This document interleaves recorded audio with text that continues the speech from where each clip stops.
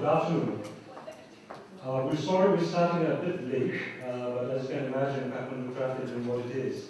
We received word that the traffic is pretty bad in the Putalisar kind of area. So in order to allow half the Kathmandu population to reach here, we're starting late. But I guess there will be stragglers coming in.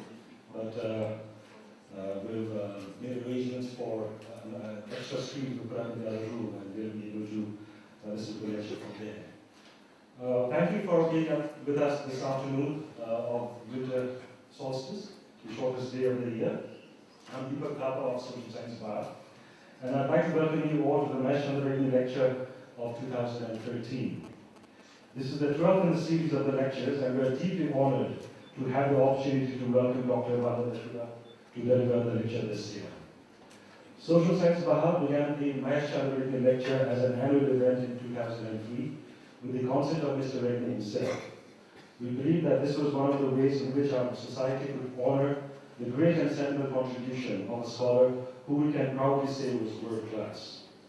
Mr. Regmi himself was present at the first lecture, and the picture on the banner shows him listening to the lecture being delivered by the late Dr. Kathmandu. Unfortunately for Nepali scholarship, Mr. Regmi passed away soon after. Since then, we've had a host of luminaries consent to honor the memory of Mahesh Chandra Regmi, and it is in this spirit that Dr. Shiva is here with us. Till some years ago, we used to list all the speakers who have had the privilege of hosting, but the list obviously gets longer every year, and so we stopped that practice a few years back. But there is one speaker I would like to mention today, because it was only yesterday that many of us got to read in the papers that Dr. Kathmandu, the eminent historian from Darjeeling, who had given the second lecture, had passed away. On behalf of Social Science Baha, I would like to express our deepest condolences to the family. Some house rules. Could you please switch off your phones or put them in silent mode so that there are no disturbances during the lecture? And we've also received a number of inquiries regarding recording the lecture. What I'd like to assure you is that we will have the lecture on our website, both in audio and visual format. So you need not bother, and we've got professionals doing the job. So you can download it from our site, you can ask us or whatever. So why don't you just enjoy the lecture rather than bother about whether you're getting the sound correct or not. Now I'd like to invite a fellow member of the Social Science Baha, Ajay Dixit, to please introduce Dr. Vandana Shiva. Ajay is a well-known water resources engineer whose latter work has focused on the issue of climate change, but he is equally, if not more so, famous as a magazine columnist as well. Ajay.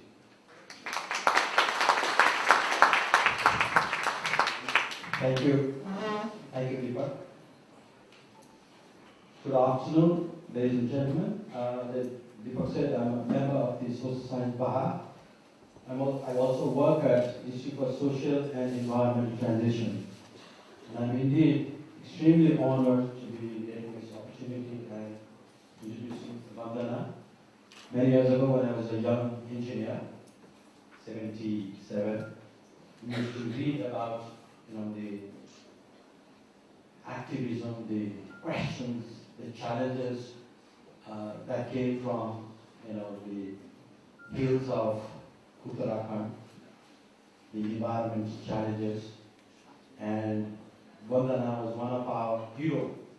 As an engineer, I had very little understanding of those nuances that was raised in question, and as I became mature, if you will, things started to become clear.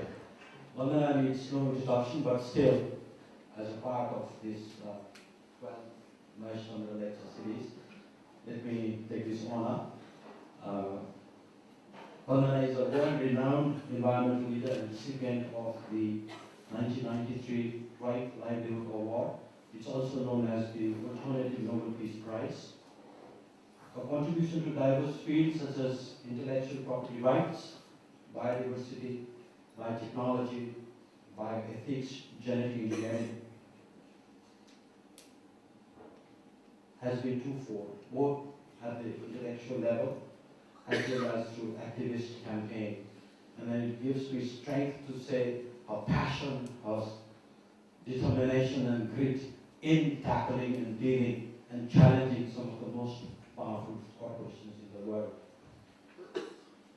putting in the voice of the depressed, of the voiceless, of nature, of earth, and then presenting an alternative perspective view of the world. Before becoming an activist, Dr. Shiva was one of India's leading physicists. Formerly, she has done interdisciplinary research in science, technology, environmental policy at Indian Institute of Science and Indian Institute of Management in Bangalore. She is one of the 3 leaders of the International Forum on Globalisation. Vandana has also served as an advisor to Government of India, other governments abroad, as well as non-government organizations. She plays a major role in global eco-feminist movement. She founded the gender unit in our own Simon here, International Center for Mountain Development, and was a founding board member of the Women's Environment and Development Organization, WEDO. Recipient of numerous awards for her service to human rights, ecology and conservation. Time magazine identified Dr. Shiva as an environmental hero in 2003.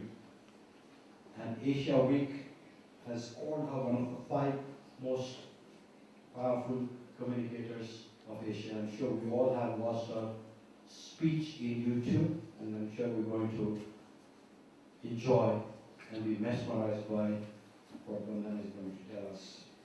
She's written extensively on a variety of environmental issues and authored several best-selling books. Her recent publications include books such as Making Peace with Earth, Beyond Resource, Land and Food Wars, 2012, Staying Alive, Women, Ecology and Development, 2010, Soil, Not Oil, Environmental Justice in an Age of Climate Crisis, 2008, and Earth, Democracy, Justice, Sustainability and Peace, 2005. And she has also starred in a few documentaries, such as The Dirt, the movie 2009, and The New Rulers of the World 2001. Without further ado, ladies and gentlemen, let me request Vandana to deliver the 12th Mahesh Chandra Regmi Lecture.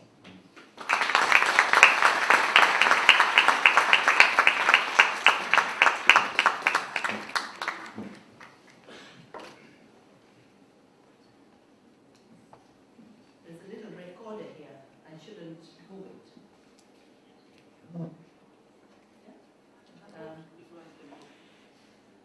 I'd like to very humbly say thank you to Social Science Baha for giving me this honor, inviting me to give the 12th Mahesh Chandra Regmi Lecture, following amazing people like Eleanor Armstrong and her work on the Commons, Andrew Patel's lecture on democracy, and I hope I will build on what they have contributed to, because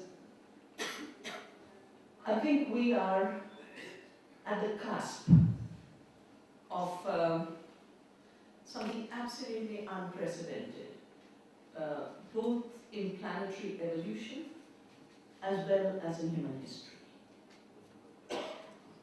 There have been challenges to all kinds of freedoms in the past. There have been oppressive societies and unjust societies.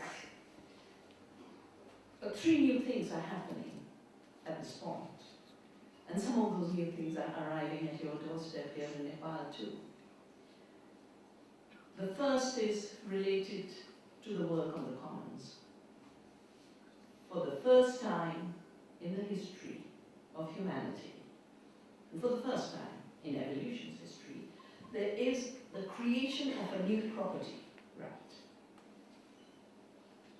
in biodiversity, species, and life forms. Property rights were created in land. There has been an attempt to create property rights in water, but the movements have always been strong because water has been so clearly known to be a commons.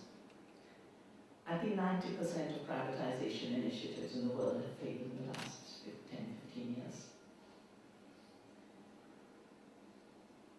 But the privatization of life forms, whether it is in the form of seed or medicinal plants, is a new enclosure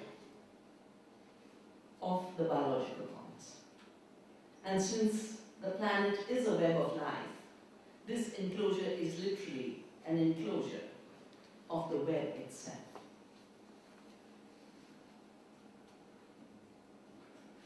But the aspects of biodiversity, the aspects of living systems that have had a human coevolution also have a deep intellectual component. So for example, my grandmother used to use neem for protecting the wheat and the woolens. Just a few leaves in the cupboards and in the bins. And in 1984 we had the Bhopal disaster.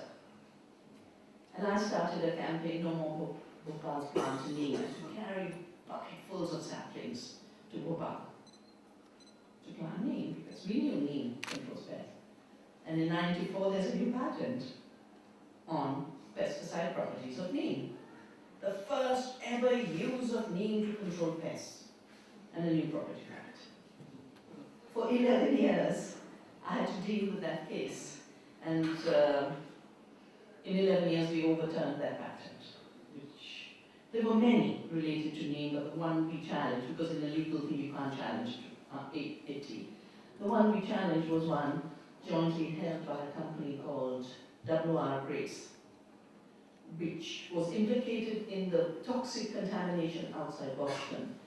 And some of you might be familiar with a book and a film called The Civil Action. That was WR Grace's injecting pollutants into the groundwater. And then it was the mothers of the children who got leukemia who did the research themselves to find out why their kids were getting leukemia and not others. And they connected it, then they found this pollution. But this patent was jointly held with the USDA. 11 years, and we overturned it.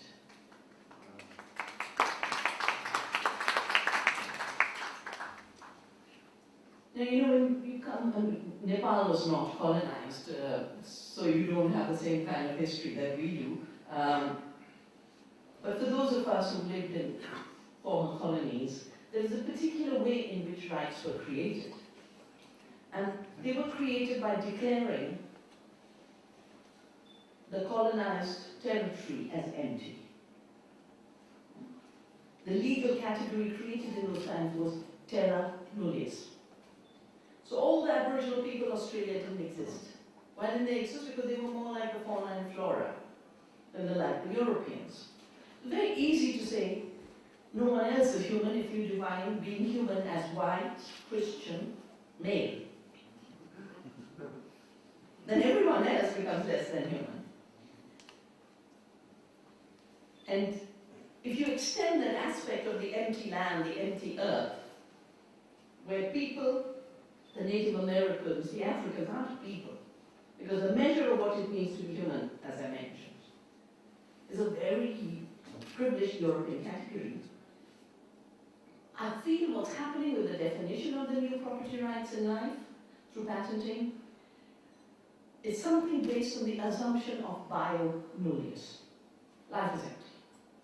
Life is empty as long as indigenous people use it, and life is empty as long as we don't put a gene, our gene, into a plant. Then there's creation. Amazingly, instantaneously, an invention takes place. Millennia of evolution is erased.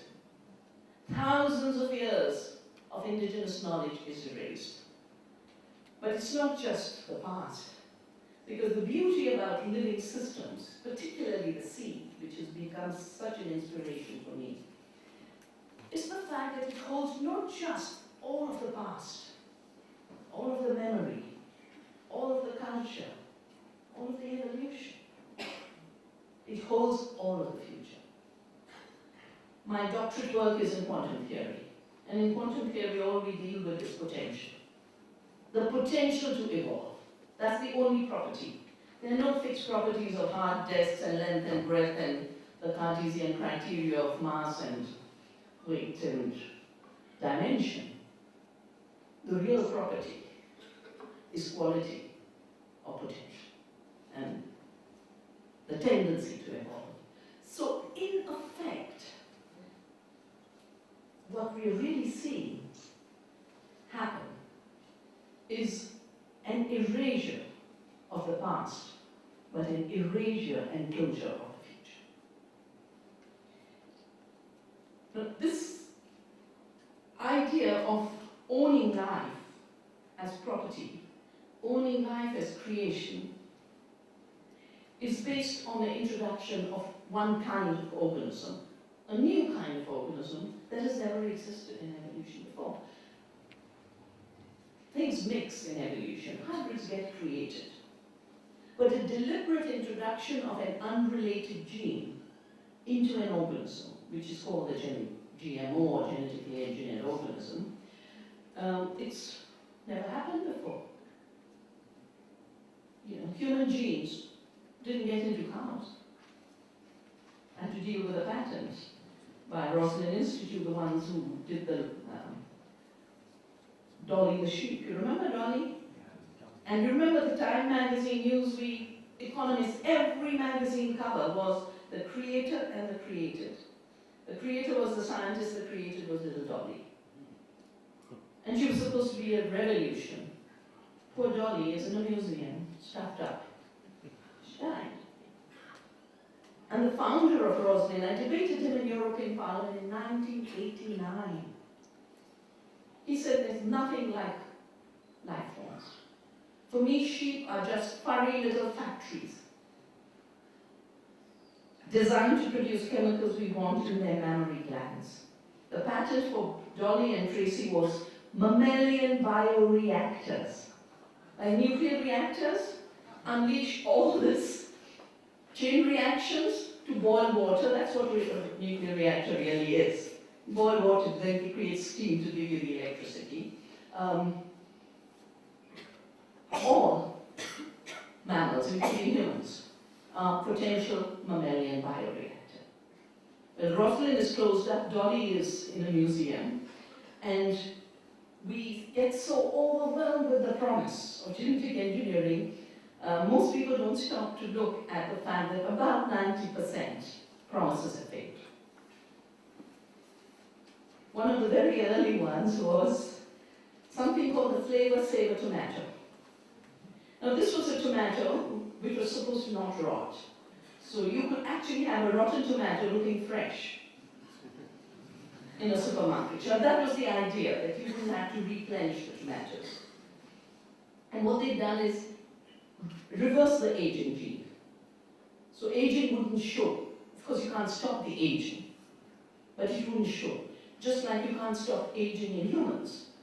But when you Botox yourself, then the beautiful lines we should get with age get paralyzed. You know, it basically causes paralysis. That's what Botox does. So I call Flavor Saver the Botox tomato. And of course nobody, and there was no movement at that time in a very big way. The company that launched it was Calgene and bought up by Monsanto. It failed because it's such a bad tomato. Yeah. The point with the tomato, or any food for that matter, is that it's not just what it looks like on the shelf that matters.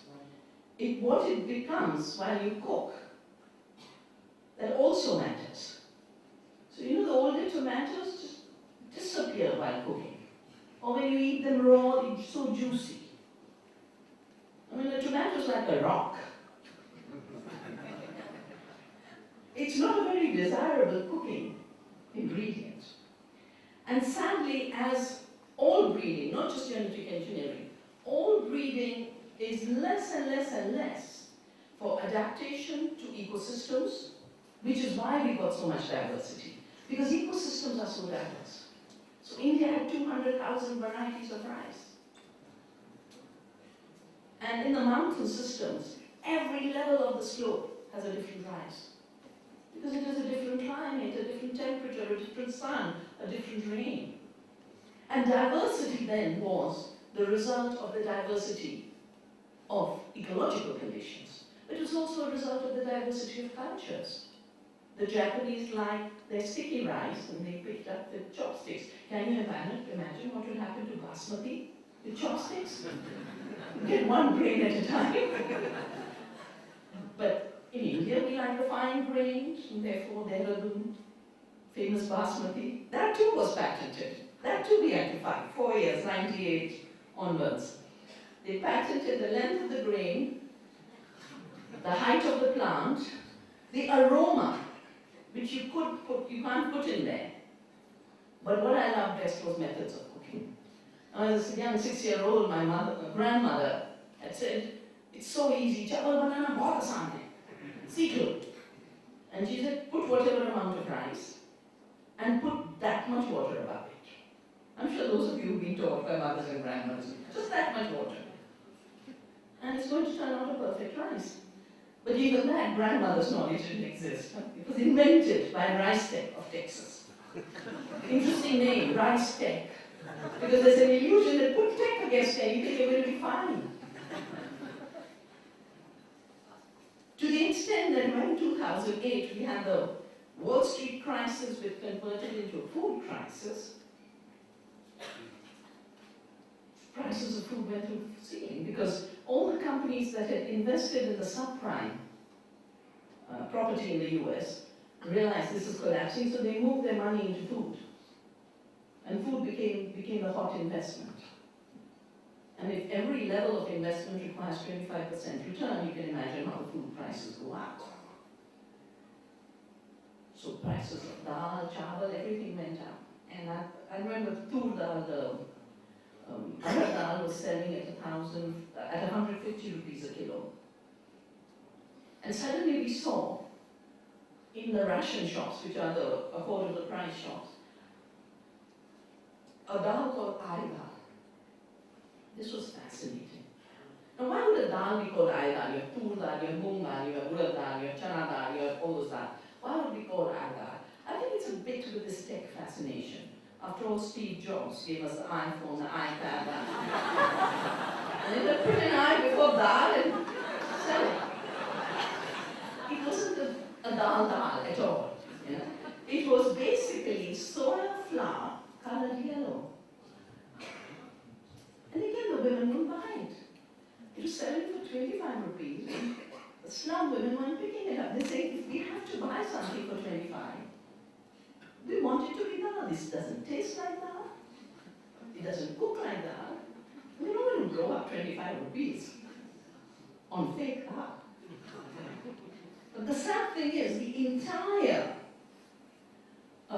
food system, very, very rapidly, since food became a global commodity, with the writing of the WTO agreements and the GATT agreements, food has become a commodity, and the assumption is it doesn't matter how it was produced and what it is for. And that erasure of the links to nature and production and the use value and the consumption value, that erasure has created a whole new context around food which we didn't have before.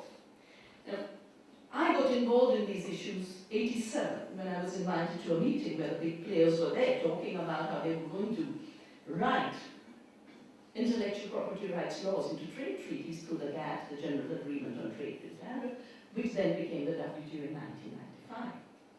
In 1995, as soon as WTO was established, a representative of Monsanto said, we wrote this treaty. We were the patient, the diagnostician, and the physician all in one. We defined the problem and offered a solution. And we took it to our government, which then took it to GATT and to the world. So what was the problem they defined? The problem they defined was that farmers save seeds. That's a problem. Now we see that as a solution. We see it as a solution for ecological adaptation.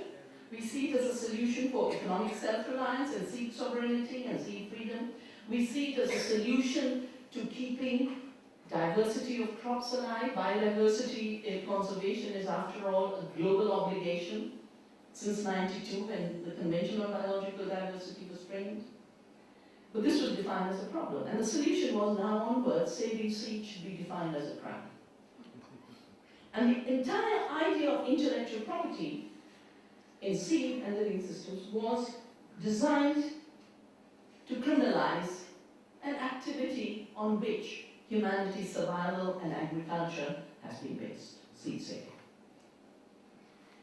Now this meeting of 87, the industry has said by the time 2000 will be 5 companies controlling all of food and all of health. Because the same companies were the agrochemical companies. They brought us the pesticides and the herbicides. Then they took seeds and adapted them to their herbicides, like Roundup Ready soya, Roundup Ready corn, so that they could sell more of the chemicals as well as the seed. But these same companies, particularly companies like Seaberg, Geigy, which became Novartis, then they became Syngenta, they sell the toxics on the one hand, you get cancer, then they sell you the patented cancer drug. A big issue in India, the Novartis case, I won't go into its details. Who wrote the agricultural agreement of the WTO? Because it isn't that we didn't have international trade before. We had international trade. But agriculture was not part of international trade because every country realized it's vital to sovereignty. US, Europe had suffered during the war. And in that time they created these victory gardens which were supplying 40% of the British food came from local gardens. 40% of the food in America came from local gardens. That's how they saw themselves through the war. They said we must have our own food security, food sovereignty, food independence, food freedom. But between the end of the war and the 80s, a few players had become very big in the United States. Among them was Cargill, the world's biggest grain trader, a private company, which bought up the second biggest grain trader called Continental in 2002, I think. There are 5 big grain traders. For them, America was too small a market, and they needed to capture other markets. So the vice president of Cargill became the US lead negotiator for agriculture, wrote the agricultural agreement, and the agricultural agreement has nothing to do with agriculture. It doesn't have the word soil, doesn't have the word food, doesn't have the word farmer. What it has is market access, exports, competition, and subsidies.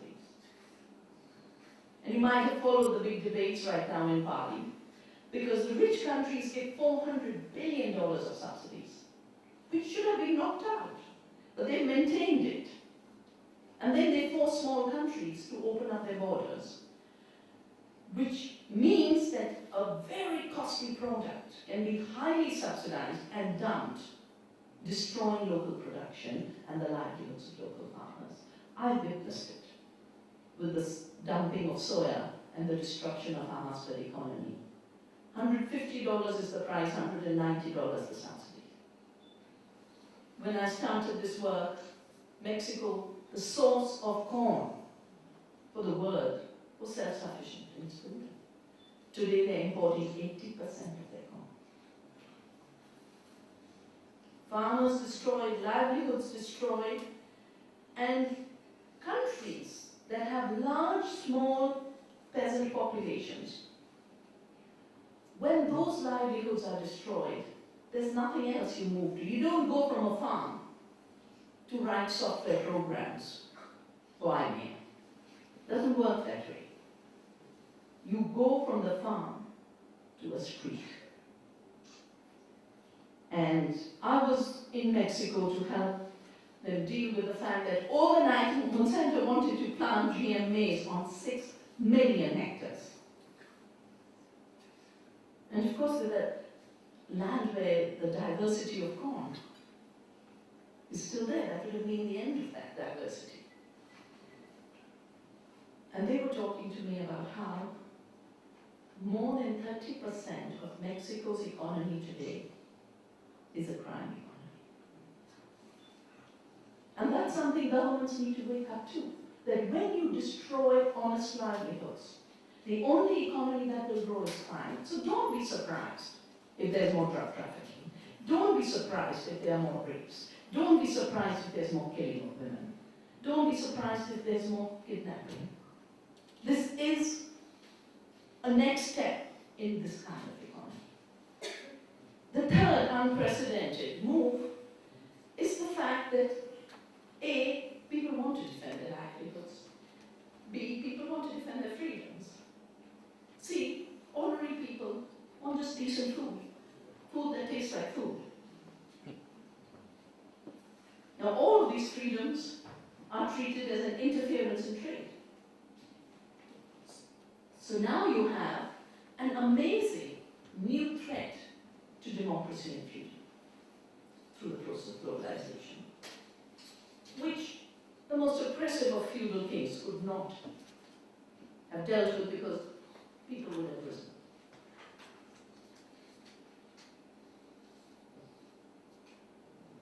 So the first freedom is, of course, the seed freedom act. In Nepal and India, we have the same root languages. Bija, ja is life. Bija is that from which life arises on its own, forever and ever and ever. But bija is also a metaphor for everything foundational. So when you say Bij Om, it's a Bij mantra. What is the Bij mantra? What is the Bij of anything? It is that which holds every other form. You know, every other sound. Again, come back to the issue of potential that I mentioned from quantum theory. So Bij is that which holds the potential of every other unfolding. And see, freedom is then two freedoms.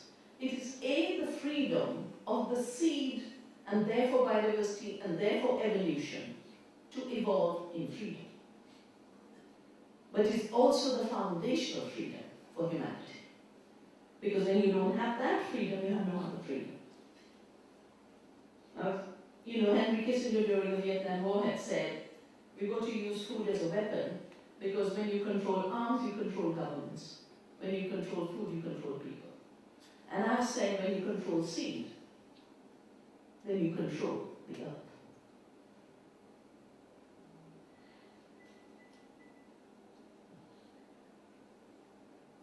So what we witness very rapidly since the institutionalization of WTO, 95 onwards, is 3 trends in the seed sector.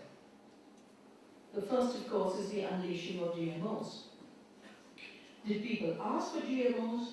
Not in a single country. Every country there's been resistance. Why is the push for GMOs? Going back to that 1987 meeting, the industry said it very clearly. We want to patent life because that's where our profits will come because we'll be able to collect royalties. Because a patent is granted for an invention, something new you've created. And it gives you the right to exclude everyone else from making, selling, distributing the patented product.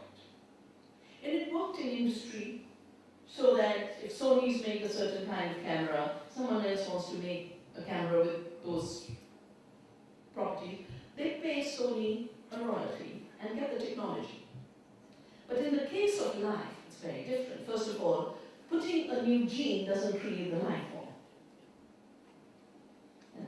Genetic engineering moves gene. The first patent on life was taken by General Electric through an Indian scientist who worked for General Electric. His name was Ananda Chakravarti. And this patent was the first genetically engineered organism. And when Chakravarti was asked, so you made something new, patent? He said, no, I just shuffled genes around. I didn't make anything new. You know, you have movers of goods. I remember in the United States they have this whole chain called U-Haul. Right? Now U-Haul takes people's things from one house to the other when they move. This room, this morning was the breakfast room and someone moved the chairs. So suppose one of you had come with a chair, brought your own chair, because there were too few chairs. And then you turn around and say, I brought a chair, therefore I designed and invented Hotel Shankar, and now the owners and proprietors of Shankar should pay me the rents for the use of Hotel Shankar. We laugh, you're laughing when it comes to chairs, but we allowed it to happen when it comes to life. Shuffling a gene allowed the ownership of life. All of the past evolution and all of the future evolution. So that's the first reason patenting of seed is wrong, because you don't invent the seed. The second reason it's wrong is, even when you move a gene, you move it into something. That something usually exists before. So for example, in India, we had this amazing debate on the BT Bengal. You remember? And a moratorium was put because we had public hearings, movements. Our environment minister of that time, Jairam Ramesh, got a moratorium put. I just heard our current environment minister has just been removed also. The TV's been calling me from India to say, come and comment. I said, I'm sorry, I can't. I'm sitting in Nepal. Jayanti Natarajan has just been removed, and they say, because she's interfering in growth. Problem is, when environmental protection is the work of the environment ministry, then that's the work that ministry has to do, not give fast clearances to ecologically destructive projects. But coming back to the Bengal, there's a case going on in India right now. The BT Bengal has been stopped in India, they've allowed it in Bangladesh. There's a case going on that the bangan used, the eggplant used, had been pirated from India. So the second aspect of every patent on life is there's an element of piracy, because you've got to use existing things. Since you don't create, you don't invent a bangan. You move a gene into a bangan, and that's a toxic gene that nobody wants. And the third aspect, of course, is you create a patent and you have a monopoly. And a monopoly in any field is disastrous, and a monopoly in seed, which is the basis of food production, is super disastrous. So I basically said, because of this claim of inventing through doing genetic engineering, GMOs could be translated into God move over. You didn't do any creation. What? Shrishti Prahanti. Humne banai hai.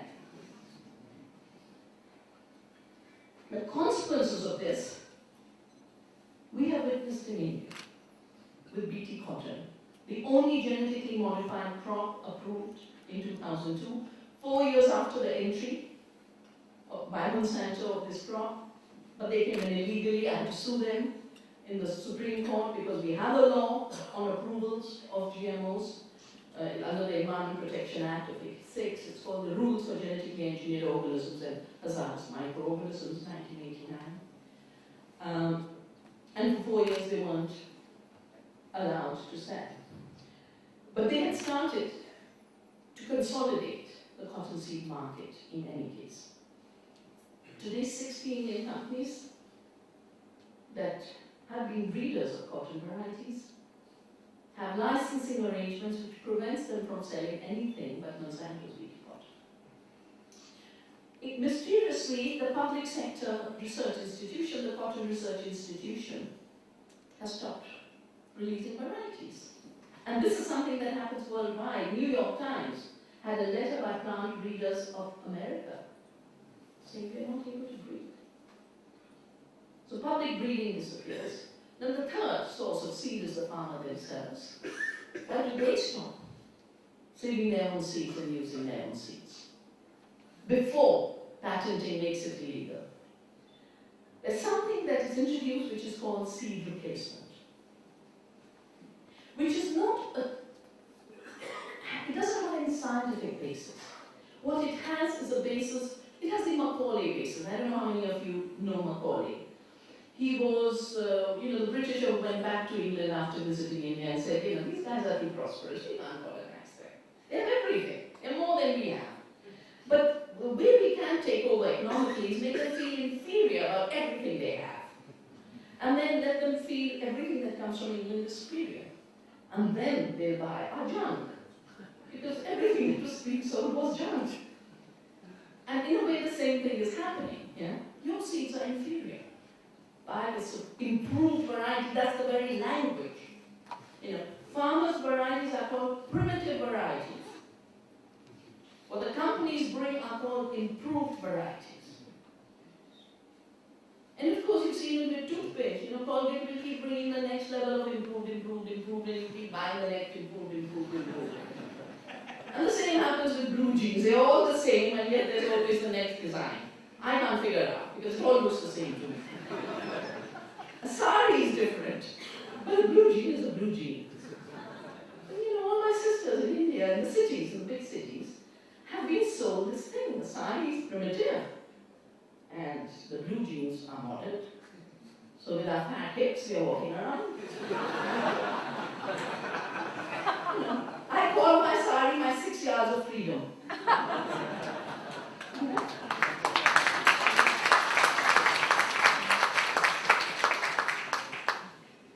So farmers stop using their seed.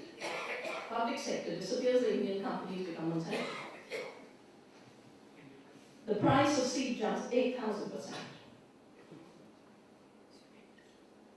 Monsanto representatives in public hearings before the Parliament of India and the Agriculture Committee admitted that there's a 450 gram package that's sold to farmers. And the reason it's 450 grams is because the Americans never grew up to use the metric system. So that odd figure 450 is because it translates straight from the American containers. 1,600 was the rate. Of which 700 was royalty, going straight to St. Louis and South. Now in colonial times, we starved. We had the Great Bengal famine. Because revenues collected as rice was going to England. And the women of Bengal started the movement in 1942. Jaan debo, dhaan debo na. We will give our lives, we will not give our rights. That triggered the Quit India movement, triggered the independence, and everything else that India then inherited was a legacy of those movements. Land reform, fair prices to farmers, and affordable food for the rest. And that is the structure through which, after the Great Bengal famine, which killed 2 million, India started to feed itself. We're being returned to those periods of super extraction of profits. Except that now it is not revenue from land, it is royalties from seed. So if then we had landlords, now we have global life lords. And as I mentioned, there are 5. But there's one which controls 95% of the GM market. And the interesting thing is that a new logic of trade has taken over. And that logic is basically, I love your hat. That hat should be mine. And if you stick to your hat, you're stealing from me. So they've decided, okay, the calculations, and they did this in the 80s. I was part of that debate. It was called the seed wars in the FAO. They said we can make $1 trillion a year by forcing every farmer to buy seed in every season. So they fixed their mind at 1 trillion. And if the farmer says there should be seed sovereignty, or if the government says there should be seed sovereignty, that is treated as a theft of profits.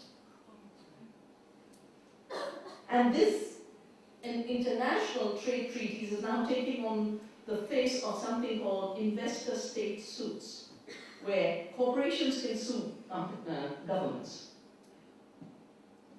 for lost markets. Not that someone took a market away, just as someone saved a river, yeah? Someone saved health, someone saved education, someone saved seeds.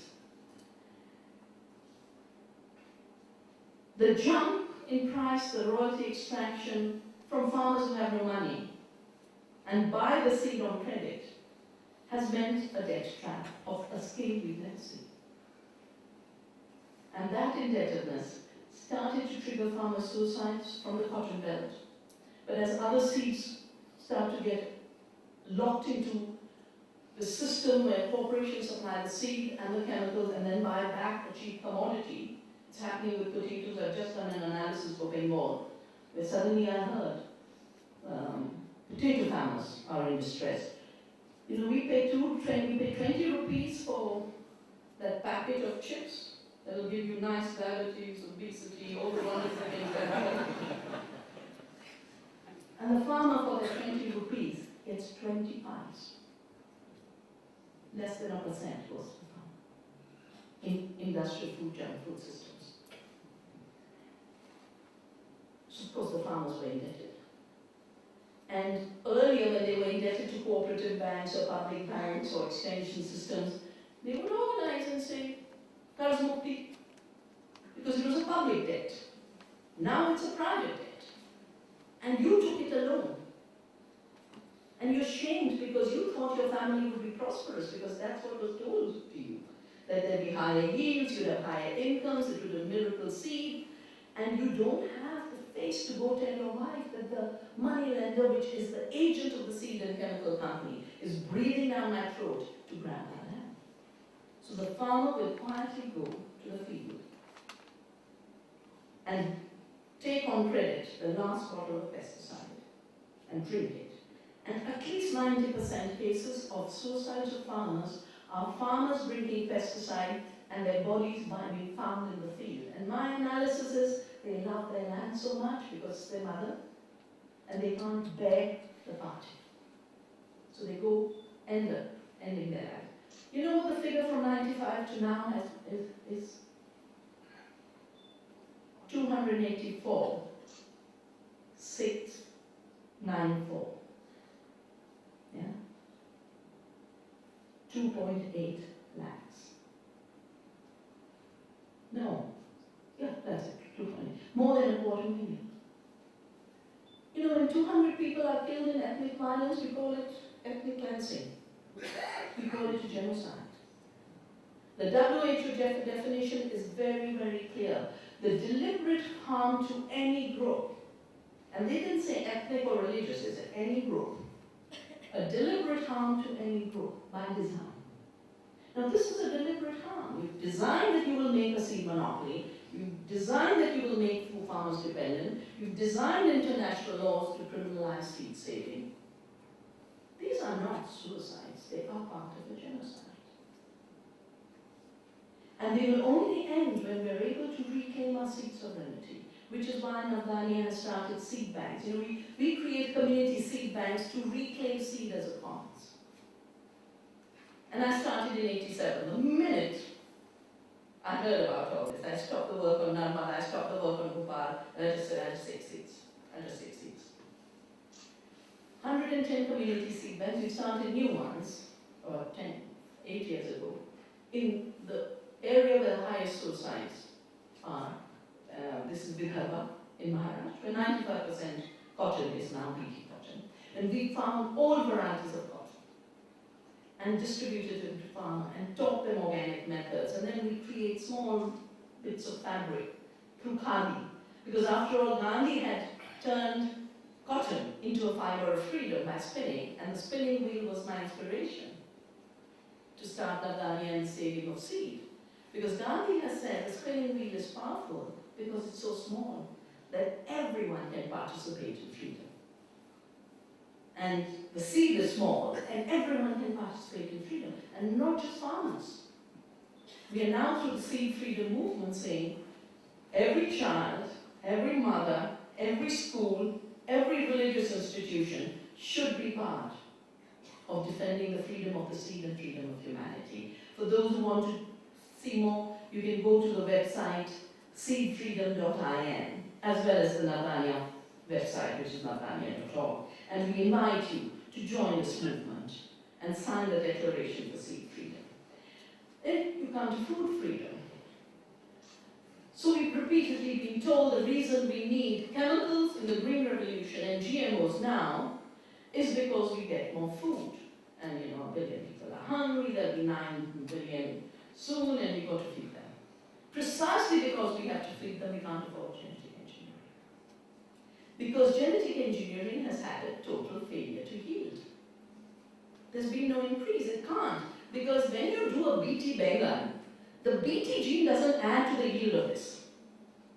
The yield comes from the original plant material that was used, which is through conventional breeding or farmers breeding.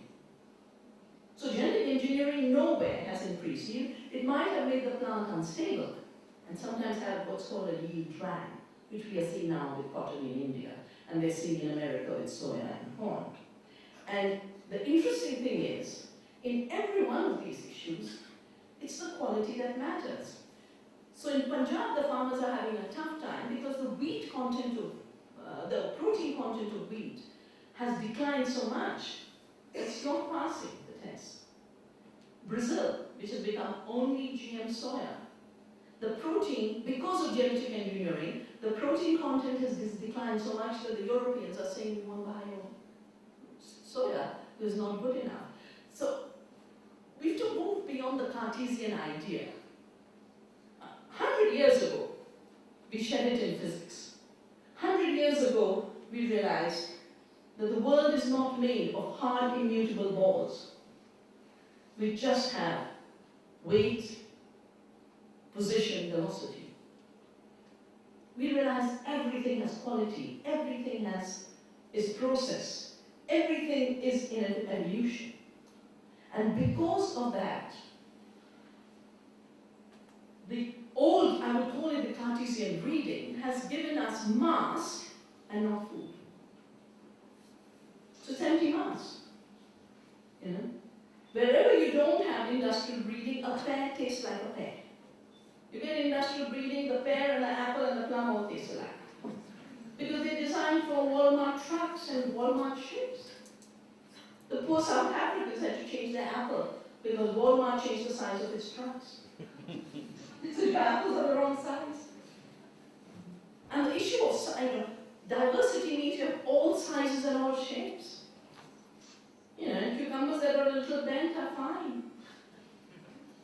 In the European Union, you can't sell a crooked cucumber. It's rejected on sanitary and phytosanitary measures, which is the third treaty in WTO.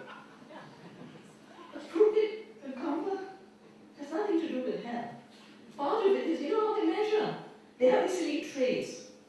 If the cucumber doesn't go through, throw it out.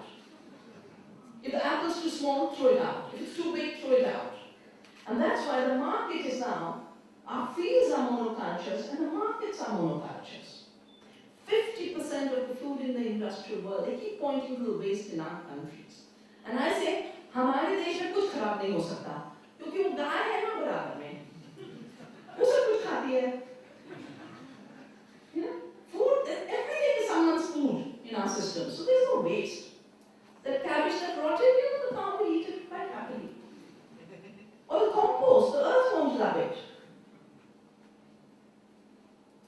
50% of the food in the industrialized countries is wasted. 50%, because of the standards of uniformity and long distance transport. But look at the data. The FAO released a report showing that 72% of the food that's eaten by people comes from small farms. 72%. So the majority food system is small farm based. The remaining that is produced by industry is not food. 90% of the genetically modified corn and soya is used for biofuel to drive cars or as animal feed. This commodity system is not a food system. So we've got to, for food freedom and food democracy, we've got to return to a food system. And what are the qualities of food? It must nourish us. It must taste good. It must have flavor. It must fit into the culture and the processing of a particular kind of culture. All of that then defines food. Food is not about trade. Food is about nourishment, health, culture. It's about our relationship with the earth. And when food is treated as a commodity, you spray pesticides, 75% of the leaves gone. You super irrigate, 75% of the water gone. You desertify the soils, 75% of the land on this planet is degraded. That's why they have a desertification and land degradation treaty under the United Nations. And 40% of the greenhouse gases come from an industrialized, globalized system of agriculture. And that's what I analyzed in my book, Soil Not Oil. So coming back again and again to this idea, we need GMOs, we need chemicals, we need the Green Revolution and the Second Green Revolution to feed the world, it doesn't fit. And it doesn't fit first because at the systems level we're producing less food. We've done a report called Health Per Acre. We're saying if food is about health, then let's measure the nutrition. And farming systems based on diversity produce much more nutrition. We could be feeding 2 Indias with small farms based on biodiversity and ecological systems. Nepal could be feeding twice the population of Nepal. And in those systems, the uniqueness of the climate, the uniqueness of the soil becomes an advantage. In the monoculture industrial system, the mountains are a problem. They like to bulldoze it. But the Himalayas are too big to be bulldozed. So we better adapt to the Himalaya to create very special food systems. So when I started to save seeds, I remember the manua and jagora, the millets, which you also have, they had stopped being eaten. No one knew anymore how to cook them, except women in rural areas. We saved the seeds, we started promoting their marketing, and we call them forgotten foods. And these forgotten foods are foods of the future because they use very little water. For women who are overworked, they need nothing. They give you 40 times more nutrition. And they have as good as, you can have too much rain, too little rain, the jagora and the manua just stand there tall. Like women.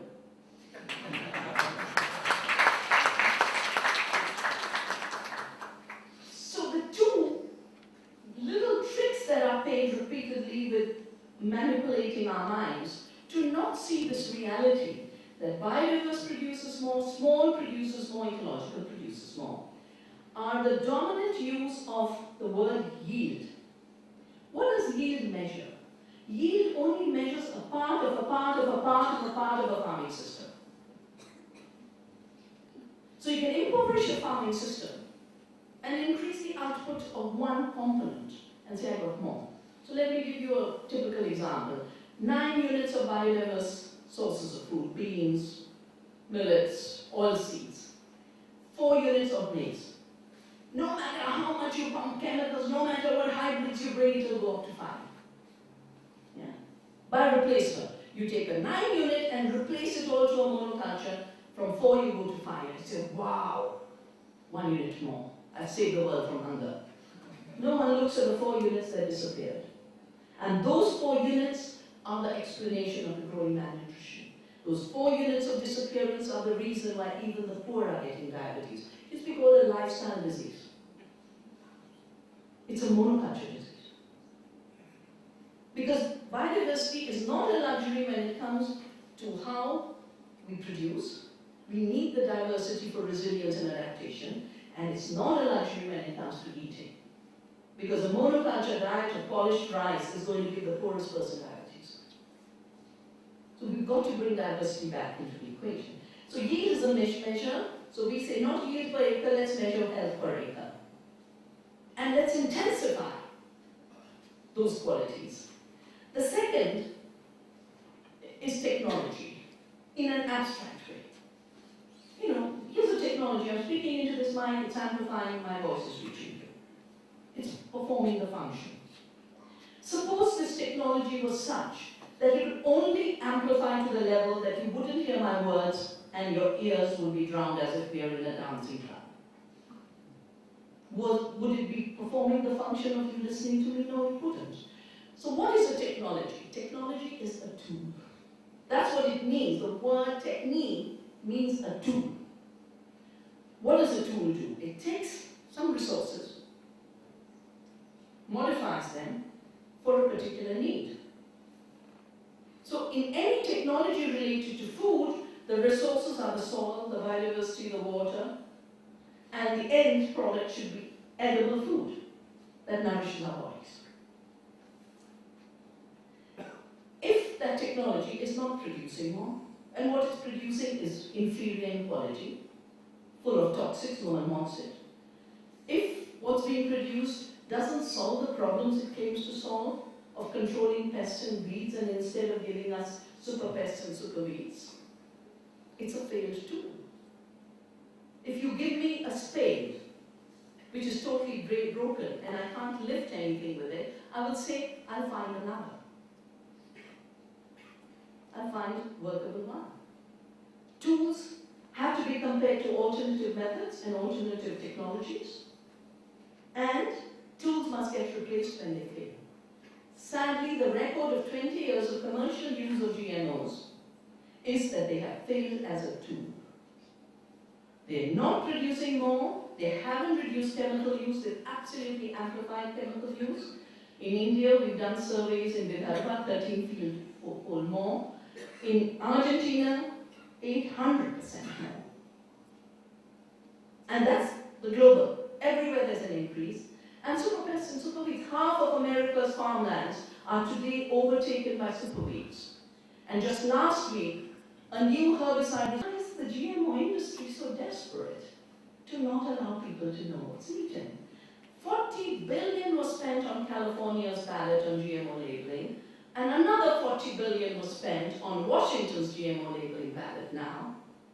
Why are they so scared about a simple label that's equivalent of a label that says this much salt, this much sugar, this much fat? If they're saying it's safe, they should be very happy with the label. It's because they know it's not safe that they are scared of the label. Why do they know it's not safe? Their own studies have shown it. The first commercial product was RBGH, a bovine growth hormone, to inject human growth hormones into cows. Genetically engineered human growth hormone. And this meant that the cows, the feed would not be used by the cow to maintain its own body. It would be diverted to produce milk. The life of the cow was halved, but the production was increased 10%. There were 42 new diseases. All this was known. They approved it. When this went to Canada, the scientists looked at the files and said the data, they didn't do new tests, they said this shows. We can't afford to approve it. Health Canada said no. You know what happened to the 3 scientists who said no? Government scientists. All lost their jobs. They've become fellow warriors with us. In 1998, because of concern by the public, the UK government asked a very senior scientist called Dr. Vandana to do a study on GMO potatoes. Fine now. Now, Dr. Kutsai thought GMOs were going to be a miracle. He was not looking for problems, but he found it. The brains had shrunk, the pancreas had expanded, and the intestinal system was totally damaged. We went to his director, and they went to BBC. Say, 3-month rats, studies, do this damage, then the public should know. So one day, the BBC news was all over. Then the pressure started to build. Arpa Kutsai was removed from his lab. His papers were taken away, and a gag order was put on him. We had to do a global campaign with the UK Parliament to get the gag order removed so he could at least talk. He had moved from the Soviet Union to England. He's gone back to Hungary. He said, I came to the West because I felt the Soviet Union curtailed my freedom. But I find there is no freedom anymore in the West either in these particular things. So I go back and do independent research. Of course, there was a lot of damage. He had a stroke. He suffered a lot. Seralini used to be a French regulator. And when the data from Monsanto came to him, he realized how sloppy the studies were. So he decided to go back to university and do a very thorough study for his own information. 2 years. No feeding studies for 2 years. Usually they're 3 months. Did the study. A journal called the Journal for Food and Chemical Toxicology published it, and for those who are scientists or any academic knows, peer-reviewed journals mean 20 people have read it and said, yes, it's sound. It gets published. And immediately the attacks start. And the journal writes back and puts an editorial saying, we looked at the study again, and it's fine, we're not going to withdraw it. Anyway, studies don't get withdrawn, they get countered. You're so smart, write another paper. Then Monsanto puts its own man as editor for biotechnology, Goodman, and they carry on the pressure, and a few weeks ago, Cerulini's paper is retracted. Not done in human history and the history of science, retraction of papers. So the freedom of science is suffering. And with destroying the Alpha-Kutsa and the Cerulini, and these studies very few people can do. It takes a long time, a lot of money. If you silence the 20 people who are capable of being destroyed and say, no proof of safety, is that science or is it fraud? But there's another aspect on which knowledge sovereignty and knowledge democracy is being attacked.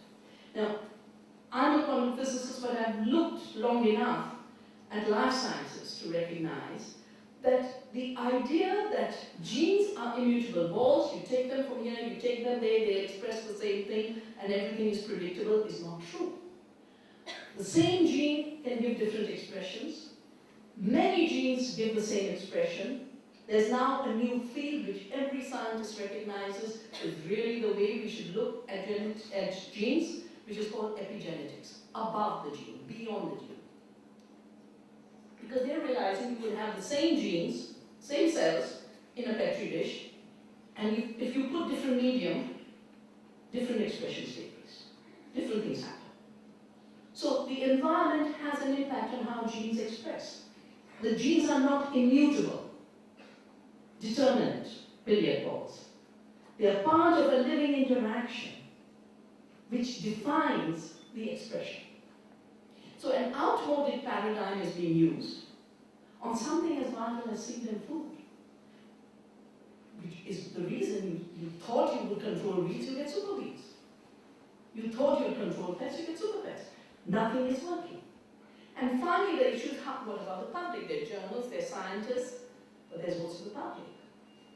I mentioned the whole issue of labeling, but there's another aspect where you bombard, you've just taken these 5 people and you just take them around the world because you've got huge amounts of money, and knowledge has been replaced by propaganda and repetition of the mantra without evidence. We feed the world, we feed the world, we feed the world, GMOs are safe, GMOs are safe, GMOs are safe. Now, the least that we need is a knowledge democracy.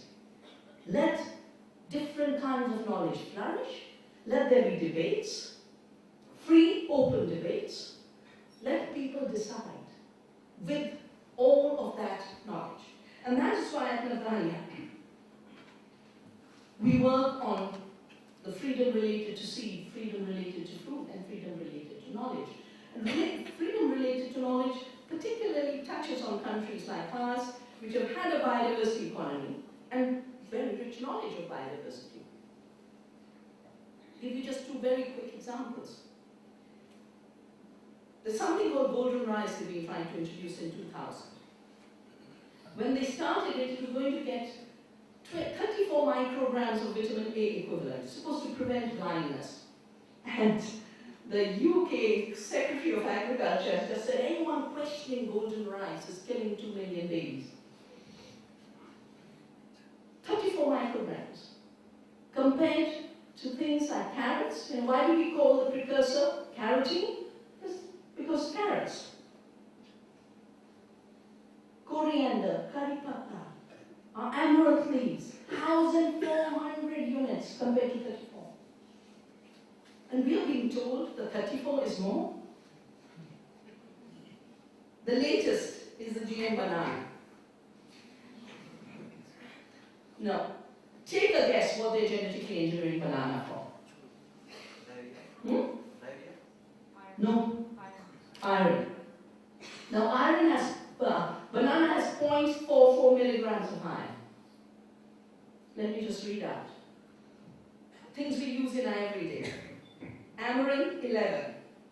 Moringa, the session tree, 28. Buckweed, 15. Neem, 25. Horsegram, 6.8. Bengal gram leaves, 23. Tamarind pulp, 17. Poppy seeds, 15. Turmeric, 67. 0.44. We are talking about 3,000, 7,000% inferior performance. That too is knowledge colonization. You come back.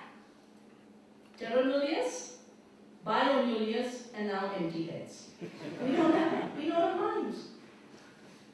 Now when all of this combines together, the meaning of freedom around these issues becomes a survival imperative. Because so far freedom has been civil rights, how can I speak my view? Now it is, will you please let us live? The freedom to stay alive. That's what we are talking about. And I'm so grateful that I came to know all this early enough to be able to build the alternatives, build Nadanya. We now offer a course every September, a comprehensive course on the A to Z of ecological agriculture. On the soil, on the seed, on the food, on the trade, on the economics, of everything. And I hope some of you will come to Navani and Dehradun and join us. But I hope more than that, that my visit here will trigger a new partnership at the level of farmers, at the level of researchers. And for anyone who tries to tell you genetic engineering is about those who can shoot genes, it's also about social science. It's also about anthropology. It's also about politics. It's also about economics. It's about culture. It's about everything. Everyone needs to be engaged in movements for seed freedom, food freedom, knowledge freedom, because everyone gets their food from seed, and all of us must have independent minds that can think for ourselves. That's how independent countries are born, as Tagore had said, in his beautiful poem, "The mind is without fear, knowledge is free." That's what we need to rebuild again. Thank you.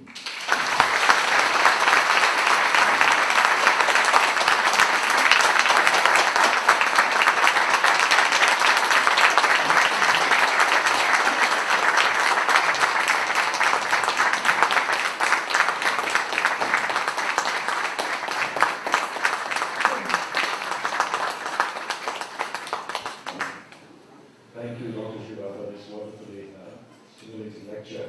I can be quite certain that this has certainly been a lot of thought, with the pun intended. After a delivery of this kind, one is best placed not to comment on it. And I would like to invite the gathering to join us for tea in the next room. But here I'd like to take the opportunity to thank the two organizations that helped support this event, enhance the social dialogue, and Buddha Air. And we look forward to continued support in the years to come. I'd also like to thank the audience for turning out in such numbers this afternoon. And of course, Dr. Shiva, once again, thank you.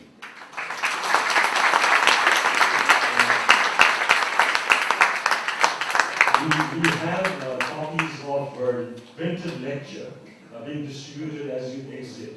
So please make sure you pick up a copy. Dr. Shiva is going to be here